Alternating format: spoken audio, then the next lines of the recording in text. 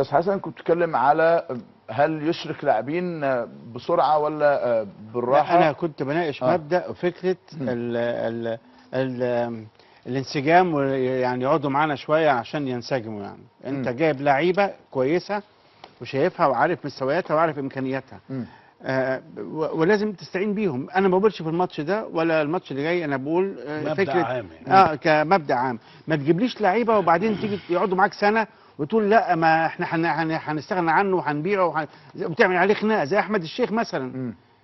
او صالح جمعه. ده وصالح جمعه. ده مش انتقاد للعيب على فكره. ده انتقاد للي بيدير عمليه شراء وبيع اللعيبه. ما ينفعش انت تجيب لعيبه وتتخانق عليها وانت ما انتش مستفيد بيها.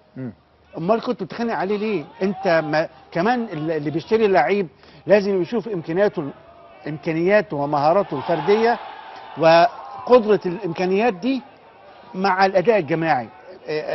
مركزه وواجباته يقدر يعمل الواجبات دي ولا لا في اطار الجماعي في الاطار الجماعي بتاع الفريق.